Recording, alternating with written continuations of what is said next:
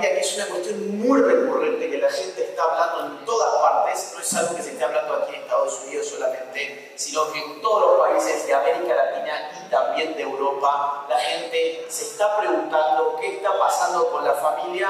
A menudo se pierde de vista la hondura del proceso de desintegración de la familia. Estamos viviendo un proceso de desintegración de esa institución social que llamamos familia. Hay muchas formas de ver esa desintegración. Yo creo que la forma más concreta la ofrece la teoría sociológica. Yo voy a usar algunas palabras que pueden sonar un poco extrañas. Vamos a tratar de explicarlo todo, ¿sí? ¿Qué es la sociología? Es la ciencia social que estudia la sociedad. Es una ciencia social desarrollada sobre todo en el siglo XIX, que empieza a preguntarse ya no por el hombre aislado, ya no, por ejemplo, como hace la medicina por el cuerpo del hombre, o como hace la biología, sino por el hombre integrado en un contexto social, donde hay grupos sociales que determinan la vida del hombre. Uno de esos grupos sociales es la familia. Y la familia ha sido definida en torno a sus funciones, ¿sí? El grupo social llamado familia tiene funciones. A principios del siglo XX, la sociología norteamericana, o sea, del país en el que estamos en este momento, a principios del siglo pasado, siglo XX, dijo, a ver, ¿cuáles son las funciones de la familia? ¿Por qué es tan importante la familia? Bueno, porque cumple funciones.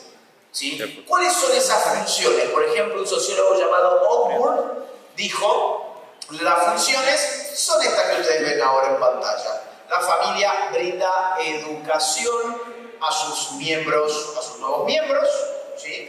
Les enseña ¿a qué? A vivir primero que nada en sociedad. Se les enseña muchas cosas, se les enseña un idioma, se les enseñan costumbres, se les enseñan valores, se les enseñan normas. El individuo que llega a este mundo aprende cosas tan básicas como la noción de autoridad, la noción de jerarquía, la noción de respeto al otro, la noción de convivencia. Todo eso, ¿dónde se aprende? ¿En la escuela? No, se aprende en la familia. La escuela es un paso siguiente.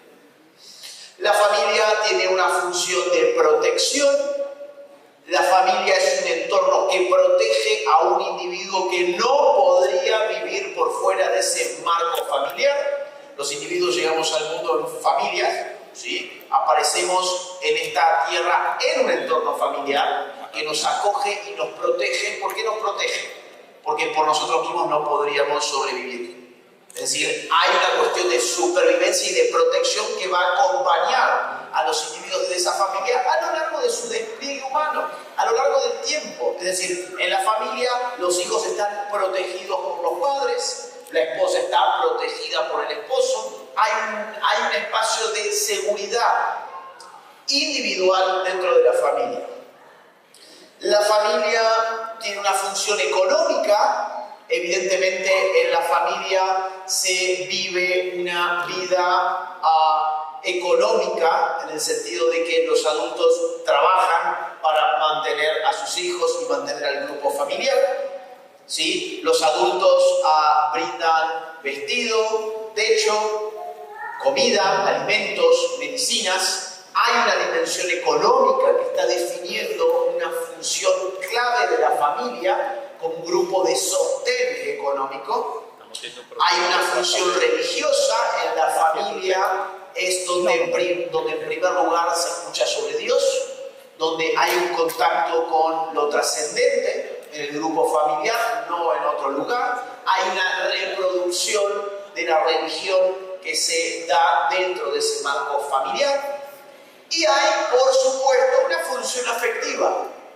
Una función afectiva que es tan importante que termina marcando la vida del individuo. La marca hasta tal punto que ustedes piensen en estos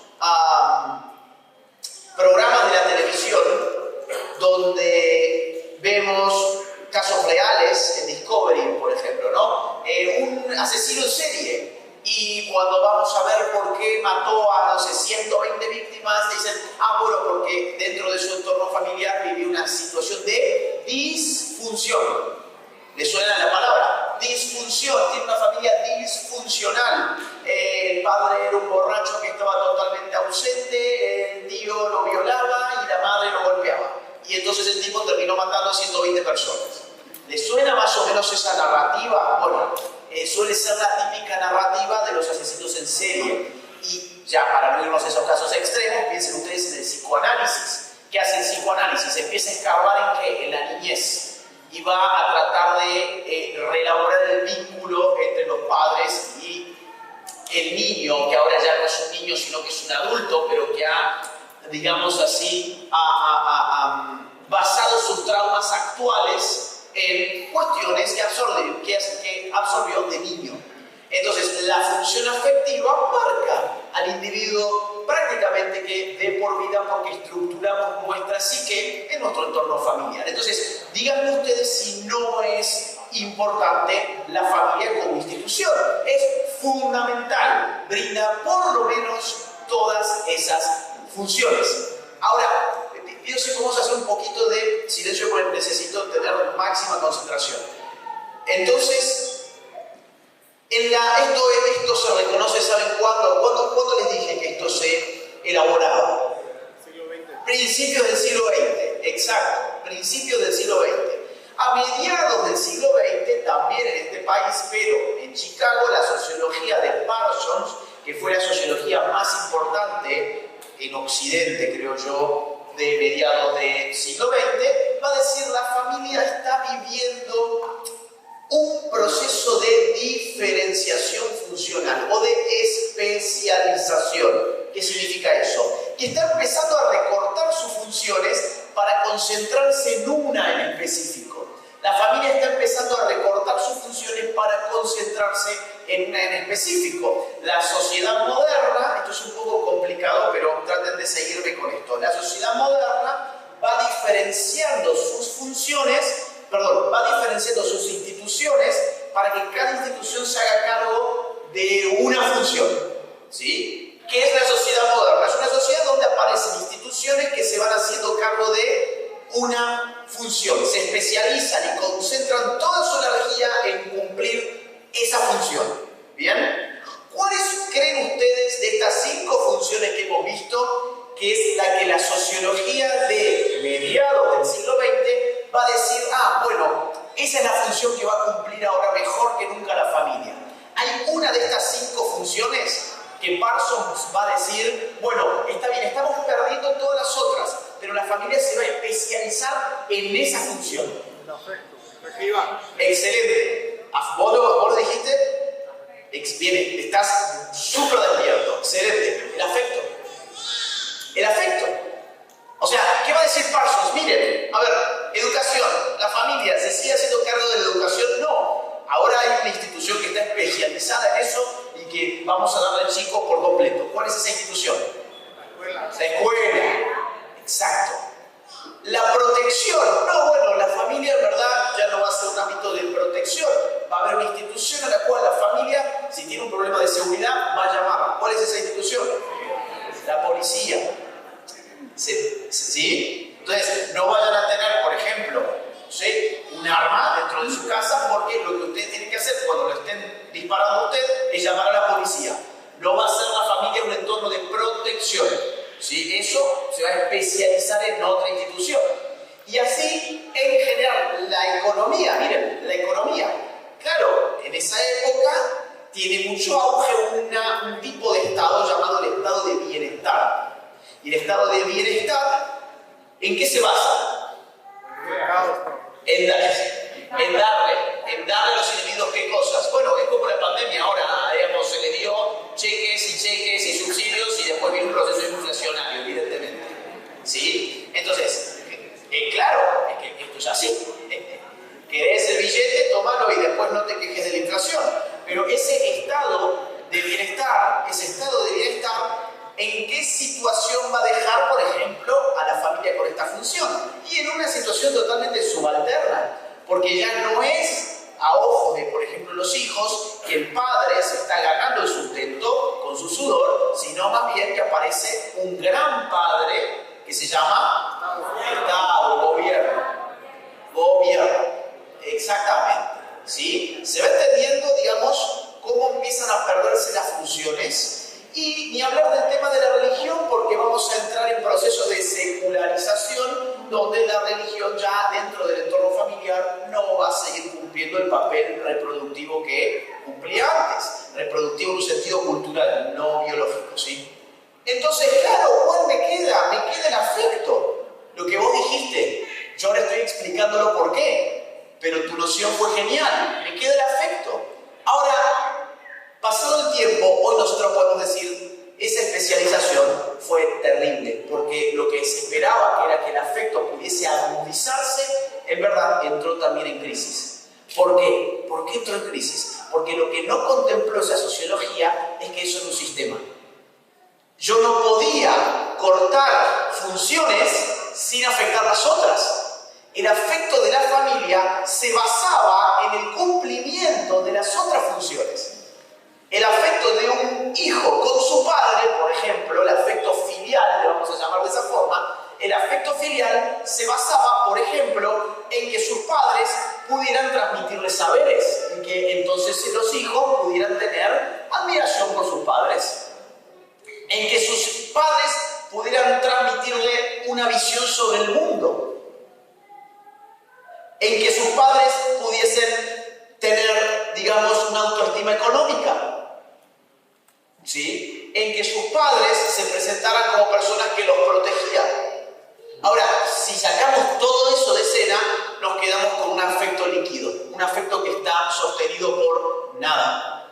Y al mismo tiempo, ¿qué pasó con la figura del padre? Así como ese afecto filial se licúa, ¿qué pasa con el afecto paternal? Bueno, allí donde el padre, hasta hace algunas décadas, el padre sacrificado, el padre que trabajaba 12 horas por día, a veces más, para poder mantener a su familia, el padre que resignaba la diversión y el ocio para poder atender a sus hijos, el padre que lo daba todo por sus hijos, era algo que la sociedad valoraba. Hoy esa figura del padre sacrificado es un motivo de vergüenza.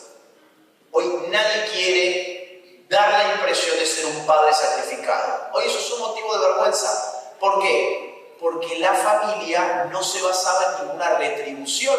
El sacrificio que el padre hacía se compensaba ¿de qué manera? ¿De qué manera se compensaba ese sacrificio del padre que no dormía, que no tenía momento de ocio, que trabajaba muchas horas por día? ¿Con qué se compensaba? Se compensaba simbólicamente con la transmisión de una herencia.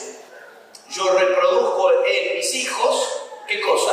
La forma de ver el mundo, mis valores, mis creencias, mis costumbres. Si ya eso no existe porque no hay nada de esto, entonces no tengo ni siquiera una compensación simbólica para mi sacrificio, entonces soy un pobre tonto. No quiero ocupar ese lugar. Mejor un perrito. ¿Sí? Entonces, fíjense cómo el proceso de descomposición de la familia es un proceso de pérdida de funciones. Y es lo que nos ha traído hasta acá. Entonces, ese es el corazón del asunto. Miren. Sin embargo, ha habido fuerzas ideológicas que han puesto a la familia en su blanco, ¿sí? Que han tratado de acelerar y agudizar este proceso de descomposición. Vamos a pasar un momento de la conferencia donde ya no tiene nada que filtre su relación con el poder. Es una relación inmediata, no está mediada por nada. Esto lo han sabido muy bien nada menos que los grandes teóricos del totalitarismo. Distintos pensadores comunistas, por ejemplo, vamos a poner algunos ejemplos. Federico Engels fue el socio intelectual y financiero, porque lo financiaba también, de Carlos Marx, ¿sí? O sea, padre de lo que hoy se llama marxismo. Ya en el año 1884, Engels, en un librito que él publicó a un año de la muerte de Marx, titulado El origen de la familia, el Estado y la propiedad privada, decía lo siguiente: en la familia el hombre es el burgués y la mujer el proletariado. ¿Qué estaba haciendo Engels diciendo? En la familia el hombre es el burgués y la mujer es el proletariado, estaba metiendo en la familia, esto lo vamos a ver bien mañana, esto es una pizca ahora, ¿sí? Estaba metiendo en la familia el conflicto de clase llevado al terreno de los sexos. Así como allí afuera hay una revolución entre obreros y capitalistas, en la familia están las condiciones dadas para llevar adelante una revolución sexual basada en el conflicto entre hombres y mujeres. O sea, todo lo que estamos viviendo hoy en torno al feminismo, que les quiero decir con esto, no es algo novedoso. No es algo que se le ha ocurrido a alguna feminista locada de hace un par de años. Es algo que ha sido teorizado hace, bueno, esto es de 1884, para que ustedes se den una idea. Y mañana vamos a ver qué tipo de efecto generó. Alejandra Kollontai, también una feminista que escribió un ensayo titulado El comunismo y la familia en el año 1921, o sea, hace 101 años. Fíjense lo que decía. La patria comunista alimentará, criará y educará al niño. El Estado de los trabajadores acudirá en auxilio de la familia sustituyéndola. O sea, un auxilio muy extraño, ¿no? Gradualmente la sociedad se hará cargo de todas aquellas obligaciones que antes recaían sobre los padres. El hombre nuevo de nuestra nueva sociedad será moldeado por las organizaciones socialistas, jardines de infantes, residencias, guarderías de niños, etc. y muchas otras instituciones de este tipo en las que el niño pasará la mayor parte del día.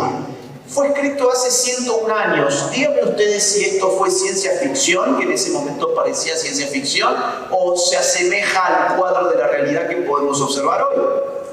El Estado va a reemplazar a la familia. El Estado va a hacerse cargo de todas las necesidades físicas, materiales y espirituales del niño. Y ese niño va a permanecer en instituciones especializadas la mayor parte del día.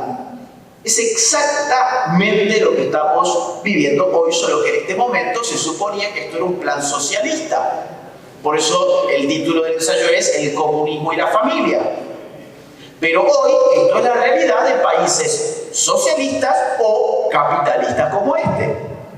Entonces fíjense cómo, digo, hay muchas cosas que nosotros no llegamos a darnos cuenta porque vivimos en automático, pero son cosas que están mal. Son cosas que están muy mal. Max Horkheimer, también otro comunista de la escuela de Frankfurt. Esta gente se exilió en el marco de la Segunda Guerra Mundial de Alemania, se vino a vivir a Nueva York, se les recibió por una gran oficina en la Universidad de Columbia y allí produjeron este tipo de textos y los difundieron de una forma muy aclamada por la academia, ¿sí? Aquí mismo. Dice Max Horkheimer, fíjense, esto es un poco intrincado porque la filosofía y la ciencia social siempre escriben de esta manera, pero vamos a aclarar cada término, ¿sí? La familia se ocupa, en especial, como uno de los más importantes agentes educativos de la reproducción de los caracteres humanos, tal como los reclama la vida social y les da, en gran parte, la indispensable capacidad para la conducta específicamente autoritaria, de la que en gran medida depende la existencia del orden burgués. ¿Qué significa esto? La familia reproduce, ¿qué cosa? Una estructura jerárquica y, por lo tanto, autoritaria, de la cual depende el llamado orden burgués, o sea, el sistema capitalista.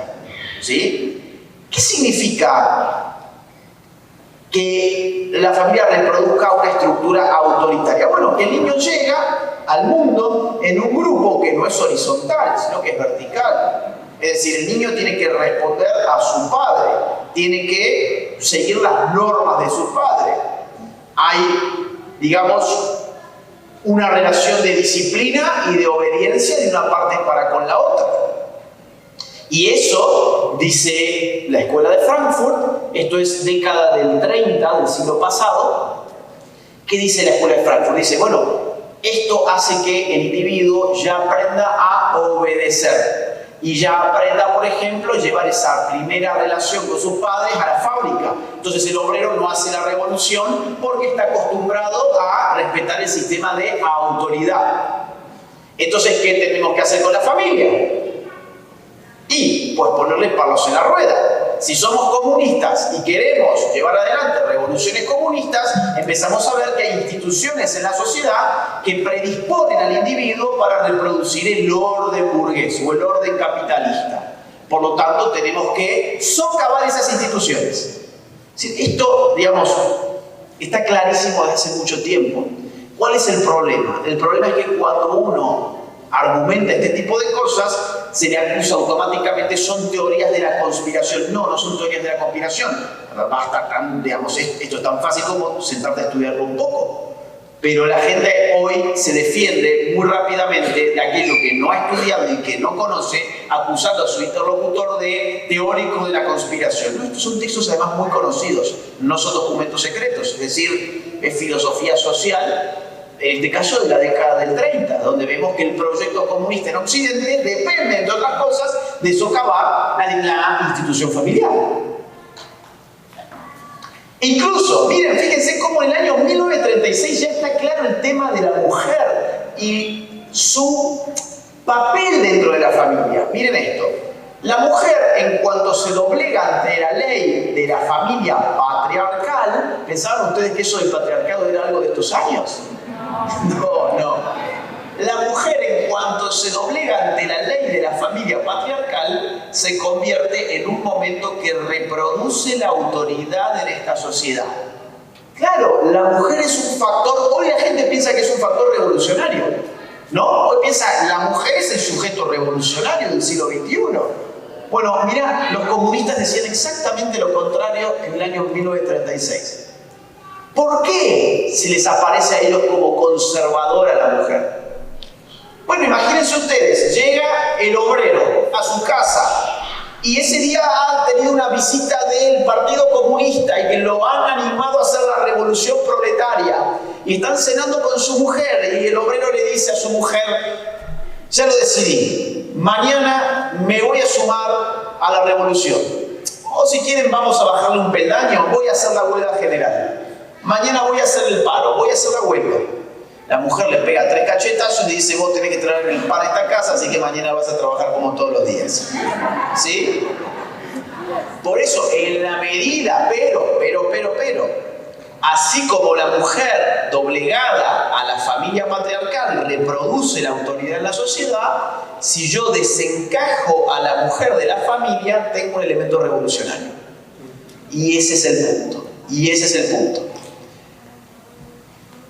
Wilhelm Reich, en el mismo año, también de la escuela de Frankfurt, un poco loco el peinado, ¿no?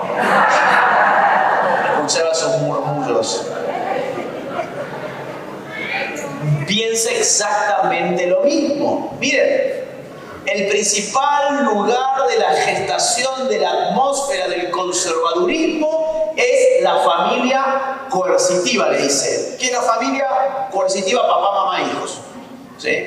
El primer lugar del conservadurismo es la familia. Y claro, ¿por qué? Porque en la familia hay fuerzas, ya las hemos visto, naturales que tienden a fomentar la conservación de aquello que se lega y aquello que se recibe. Yo quiero que mis hijos que sigan mis valores, sigan mis creencias, sigan mis enseñanzas, escuchen mis historias, aprendan de mi fe. Y en la medida en que yo quiero y trabajo para eso, conservo todo ese legado y lo transmito. Y mis hijos harán lo mismo a su vez con los suyos. La familia es una institución de conservación, sin lugar a dudas. Ahora, entonces, ¿qué tengo que hacer yo para poner un palo en la rueda de la conservación de la cultura? Tengo que destruir esa institución que me conserva la cultura, que se llama familia. ¿Ven cómo empieza todo esto a parecer muy claro para teorías revolucionarias y totalitarias? Bueno, vamos a avanzar un poco más, 1970. Vamos al feminismo, que lo vamos a ver bien mañana. El feminismo de los años 70 en Estados Unidos y en Canadá, el llamado feminismo radical. Ese tipo de feminismo tiene grandes exponentes como Shulamit Firestone, que en la dialéctica del sexo escribe todo un recetario, que lo vamos a ver mañana, de cómo socavar, ¿sí?, la relación entre los sexos y por lo tanto la familia, y cómo llevar adelante una revolución feminista. Pero fíjense qué interesante cómo imagina ella ese mundo post-feminista. Es un mundo sin familia. Miren, después de unas pocas generaciones, o sea, después de unas pocas generaciones de la revolución feminista, las relaciones entre personas de edades muy dispares se convertirán en algo común. El concepto de infancia ha sido abolido. Los niños tienen plenos derechos legales, sexuales y económicos. Durante los pocos años de infancia hemos reemplazado la psicológicamente destructiva paternidad de uno o dos adultos arbitrarios. ¿Cuál es el modelo alternativo a la familia? Ese.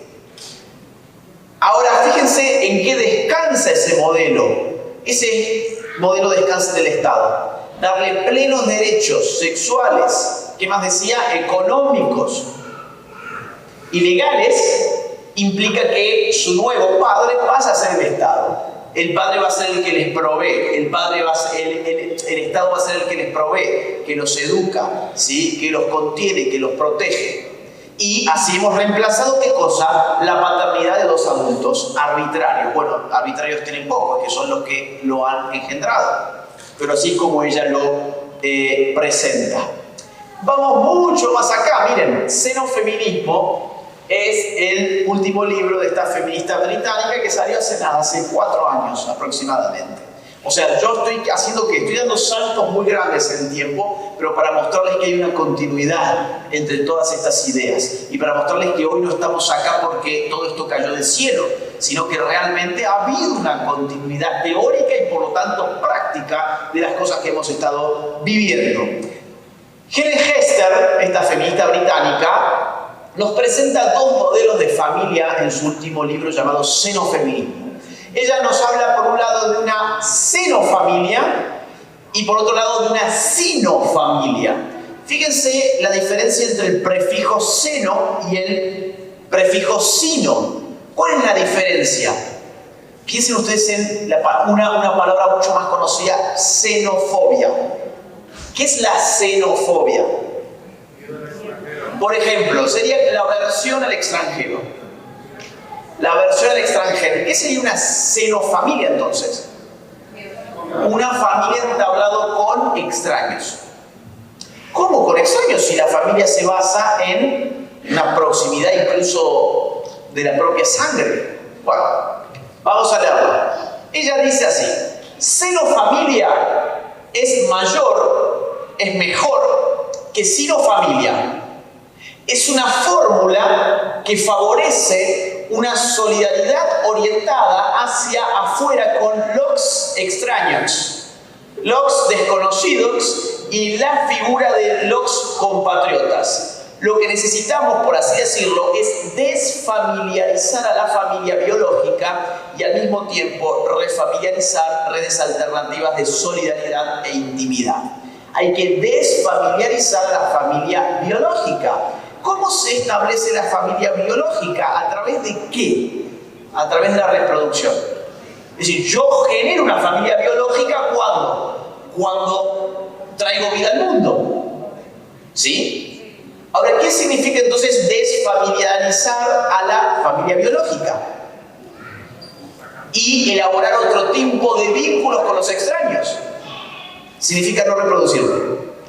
¿Sí? Es una forma rimbombante de poner algo que mucho más claro sería decirlo como lo acabo de decir. Oiga, no se me reproduzca más, no queremos más familia biológica. ¿Quiere usted una familia? Bueno, vaya con el vecino, júntese a ver Netflix. Y eso va a ser una familia también.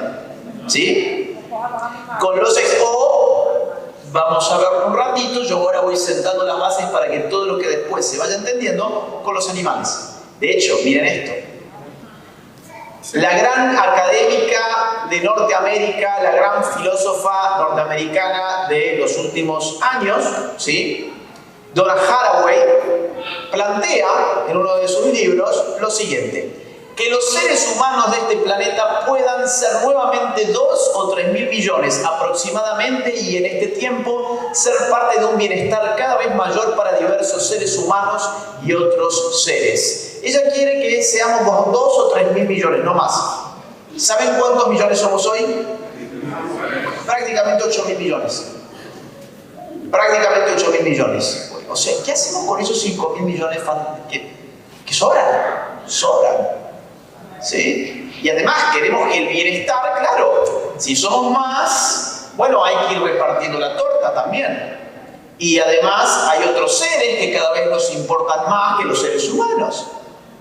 ¿No? Entonces queremos un mundo de bienestar para quien, 2 o 3 mil millones y para otros seres también, para tu perro o para tu gato. Más aún, uno de sus grandes lemas es: hagan parientes, no bebés. Fíjense cómo esto se articula muy bien con lo que veíamos de Hester, de Helen Hester. Hagan parientes, no bebés. Por ejemplo, ¿cómo hago yo un pariente que no sea un bebé? Adopto un perro, por ejemplo. ¿Sí? Entonces, a ver, yo no tengo nada en contra de los perros, yo tengo un perro, ¿sí? Porque hoy la gente está muy sensible con ese tema. Yo tengo un perro, es un perro de, digamos, estos que no tienen raza, que me lo encontré una vez por la calle, es una perra fabulosa, tiene 16 años ya, entonces, digamos, yo amo a mi perra, pero una cosa muy distinta es de lo que estoy intentando hablar hoy, ¿sí? Que es que hay una diferencia entre un ser humano y un perro. Y esa diferencia se está perdiendo y ya vamos a ver un poco más de eso. Ahora, ¿qué he querido hacer? Vamos a ordenarnos. Esto tiene que ser como un índice, como un libro. Al principio determinamos teóricamente a través de la sociología las funciones de la familia. ¿Quedó claro eso?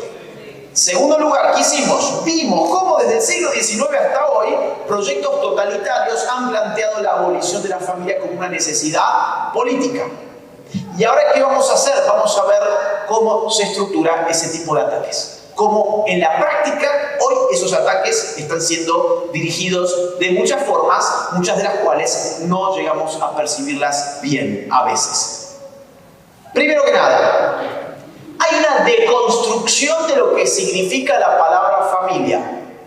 Hay una deconstrucción que estamos viviendo a través de lo que corre y circula por los medios de comunicación hegemónicos. Los medios de comunicación hegemónicos empiezan a expandir el significado de la palabra familia o palabras asociadas con la familia como matrimonio. ¿Para qué? Para licuar su sentido. Ya les voy a explicar bien cómo funciona ese tipo de ataque, pero vamos a ver algunos ejemplos. Vamos a ver ejemplos bien concretos de grandes medios de comunicación. Este es de los más importantes de Argentina.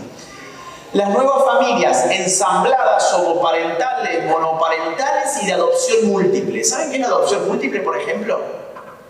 Es que, vamos a suponer, yo tengo a mi pareja homosexual y queremos adoptar un niño, pero no queremos realmente que sea solamente nuestro niño porque no tenemos ganas quizás de tenerlo, bueno, para siempre. Y todos los días. Entonces vamos a suponer que tenemos una pareja de amigas lesbianas que están en la misma situación. Quieren un hijo, pero hasta ahí no más. No lo quieren todos los días. Bueno, adoptemos entre los 4 al hijo y nos vamos pasando el hijo. 3 días uno, 4 días el otro, el fin de semana con uno, el otro fin de semana con el otro.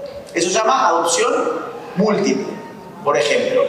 De hecho, miren esto, por ejemplo, en Ottawa, ¿sí? 2 mamás y 2 papás van a ser compadres. Acá están. Han inseminado artificialmente a una de las mujeres lesbianas y, bueno, ahora los 4 van a ser padres de la criatura que viene allí. ¿Sí? Mientras tanto, en el mismo Canadá, se le prohíbe a una pareja de cristianos adoptar a un niño por su comprobada homofobia. ¿Qué era su comprobada homofobia? Bueno, que no rendían pleitesía a la ideología de género, básicamente. Entonces, ellos no pueden adoptar a un niño, pero ahora vienen 6 personas a decirme que quieren un niño, vengan que los inscribo ya y armamos una familia basada en la adopción múltiple.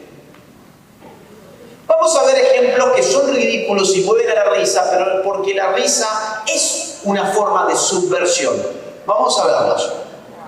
Clarín, el diario más importante de Argentina, confesó estar enamorada, se casó con una estación de tren y asegura tener sexo mental con ella. Carol contó que su relación con el edificio comenzó en 2011 y 4 años después se casó con ella. A ver, por si no entendieron el caso, esta señora es Carol y este es su esposo. Este pedazo de pared es su esposo. ¿Sí? Entonces, ¿cuál es el punto? ¿Cuál es el punto acá? Bueno, digamos, el punto acá es que el periódico no me está diciendo, miren, ante todo, esto no es una noticia. Ante todo, ¿sí? O sea, digamos, para que haya una noticia, la información tiene que ser significativa. Esto es amarillismo en el peor de los casos. Perdón, en el mejor de los casos. Ahora, el peor de los casos, que es el que yo creo que realmente es, hay una manipulación lingüística. ¿Por qué? Porque acá no me están diciendo, una mujer que sufre de determinada patología psiquiátrica cree estar enamorada de un pedazo de pared y cree que se ha casado con ese pedazo de pared. No, acá me dicen que efectivamente se casó con la pared y más aún, me van a decir que, digamos, esto es una orientación sexual llamada objetofilia, que acá no hay nada de curioso, acá no hay nada de extraño, ¿sí? Ya que muchos consideran que este enamoramiento de Carol hacia la estación no es normal, ella decidió hacer una búsqueda intensa para saber qué le estaba pasando y fue allí cuando conoció la objetofilia, que consiste en sentir atracción emocional y sentimental por un objeto. Entonces, evidentemente, eso sí es un matrimonio y sí es un casamiento, en la medida en que hemos definido al matrimonio por el mero sentimiento. Hemos definido que ese matrimonio es una forma de consumación del amor, que no tiene ningún otro requerimiento más que el amor. Ya está, yo puedo enamorarme de una estación de tren y casarme con ella. Pero esto no es un caso aislado. Miren, una mujer de 72 años y su nieto de 26 enamorados y a la espera de un bebé. Acá vamos a tener otra familia. La estación de radio más importante de mi país. Una modelo se casó con su perro y generó repercusión en las redes. Esto también ha sido un matrimonio. Se casó con su perro. ABC, uno de los diarios más importantes de España. La mujer que se casó con un árbol celebra su primer aniversario y asegura que fue la mejor decisión de su vida. El Universal. Viral, se casó con su muñeca, la mandó a reparar y compró otras 2 para hacerle infiel.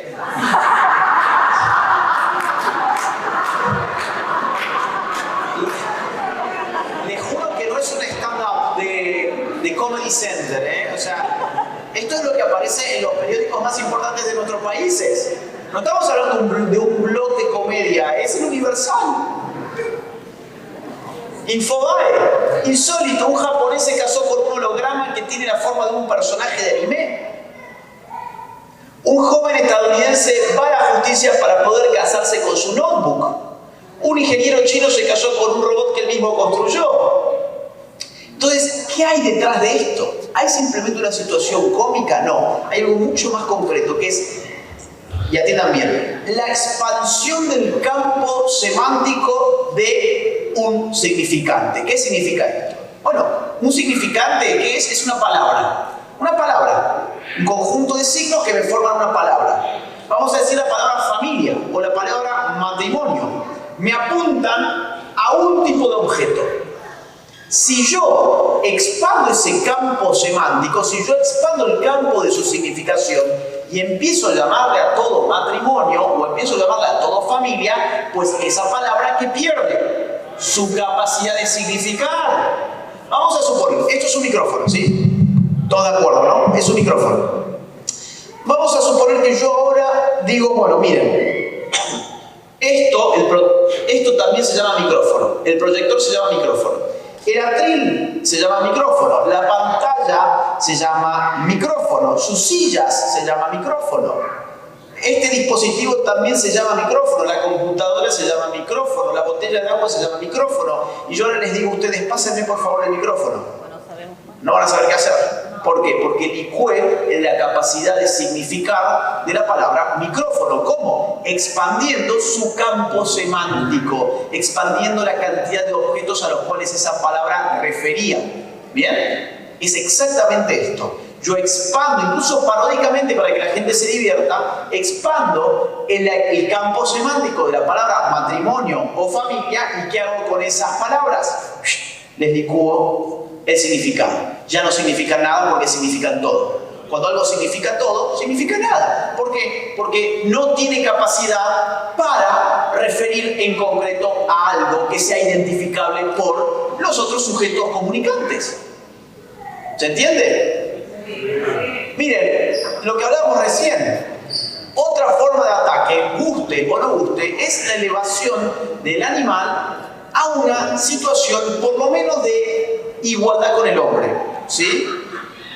Esto además es de un maltrato animal terrible y es lo que a esta gente les cuesta más admitir. Pero elevar o humanizar a tu mascota no es una buena práctica ni para vos ni para tu mascota. Pero socialmente lo que genera es una denigración del propio ser humano. O sea, al elevar la mascota al nivel humano, lo que estás haciendo es degradar al ser humano. Incluso ya estamos viendo cosas que son insólitas. Por ejemplo, los españoles ya tienen más animales que hijos. No sé si ustedes sabían, pero ya duplica la cantidad de mascotas, la cantidad de niños, en una sociedad que tiene una de las tasas de natalidad más bajas de Occidente. En Costa Rica, ¿qué les dicen a los niños? Esto. Habría un nivel mesosocial en donde estarían los factores que fomentan la violencia. Los factores que fomentan la violencia, se les dice a los niños, son la segregación urbana, el microtráfico de drogas y un factor de tipo cultural, la masculinidad. Entonces ya les están enseñando a los chicos que la violencia en Costa Rica se explica por 3 factores y uno de ellos se llama masculinidad. ¿Qué tienen que hacer ellos con su masculinidad? Primero que nada, avergonzarse de ella, ¿sí? De construirla en segundo lugar. ¿Qué tienen que hacer las niñas? Bueno, temer de aquel que es masculino. Temer al compañero de banco, ¿sí? Eso es lo que estamos viviendo en muchos países de la región. Esto es, por ejemplo, Manual de Educación Sexual de Perú. No sé si hay gente del Perú. Sí, por ahí hay gente de Perú. Miren, no voy a leer todo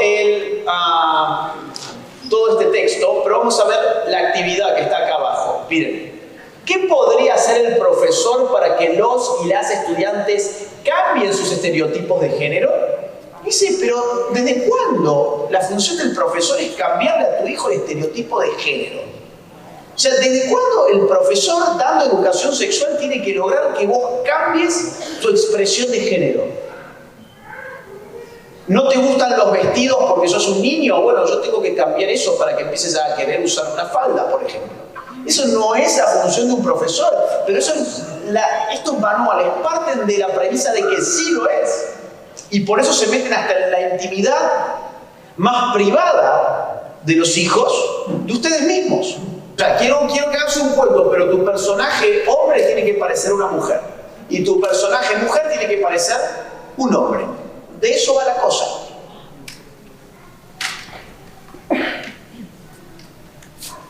Los niños son el principal blanco de estos ataques. Eso es lo que les quiero mostrar. Los niños son el caso del aborto, el caso del colegio, el caso de los medios de comunicación. Los niños son el principal ataque y por eso mismo muchas veces los padres están en otra cosa. Los padres de familia están en otra cosa porque ellos, al no recibir directamente el ataque, no lo llegan a dimensionar. Y el ataque es enorme. Esto va a generar una expansión de casos de disforia de género, ¿sí? Una confusión sexual como nunca antes se había visto. Porque estás conjugando muchos elementos: ausencia del padre, familias destruidas, promoción indiscriminada de ideologías de géneros, el lobby LGBT, el feminismo radical. Todas cosas que vamos a expandir mañana. Los niños son el principal blanco, incluso ya esto lo vemos en la industria de los juguetes, en la industria cinematográfica, de canales de niños y demás. Vamos a ver algunos ejemplos. Miren esto, los Lego LGBT. O sea, fíjense hasta dónde va esto. O sea, y hay ejemplos peores, pero evidentemente yo no podría en este espacio poner otro tipo de cosas. Hasta que es el límite, ¿sí? Pero hay cosas mucho peores que estas. Bueno, como les decía, la industria del cine para niños, cartoons para niños, todo hoy está atravesado por estas ideologías. Hay una obsesión que ha sido confesada recientemente de estas industrias y de estas corporaciones sobre la sexualidad de sus hijos. Hay una obsesión, están completamente obsesionados. Nunca como antes esta industria había confesado tan abiertamente que estaban interesados en manipular los valores, las creencias y las costumbres de las familias y modificar puntualmente la de los hijos. Nunca lo habían hecho de forma tan abierta. Pero hay personas que lo hacen muy bien. Y donde se junta el logos y el patos es en la familia. Ahora, ¿qué pasa? Hoy la familia no tiene logos. No hay ahí nada. No hay gente que esté educando a sus hijos, no hay razón, no hay argumentos, no hay enseñanzas, no hay lógica, no hay saber. Ahora, si vos no equipás a tus hijos con esa necesidad desde el momento uno, lo que van a querer escuchar después son sentimientos, afectividades, que está bien, yo no digo que esté mal, están bien. Ahora, si el animal hay que equilibrar, si el animal racional que es el hombre deja de lado su razón, termina siendo un pobre animal y nada más que eso. Entonces, ¿cómo ganar esto? Y yo creo que realmente hoy el desafío fundamental está en la familia. Pero en la familia no cuando tu hijo te vino con la remera del Che Guevara a los 22 años. O no cuando tu hija te vino con el pañuelo abortista a los 23 años. Sino cuando tienen 7 años, 8 años, hacer una contraeducación radical, al margen de la escuela. Tienen que ir a la escuela para graduarse, que vayan. Tienen que ir a la universidad, que vayan. Ahora, lo más importante de su educación lo vamos a discutir acá en la familia. Y van a salir con una sapiencia, con una sabiduría, con una erudición muy superior a cualquier persona que crucen en su escuela o en su universidad.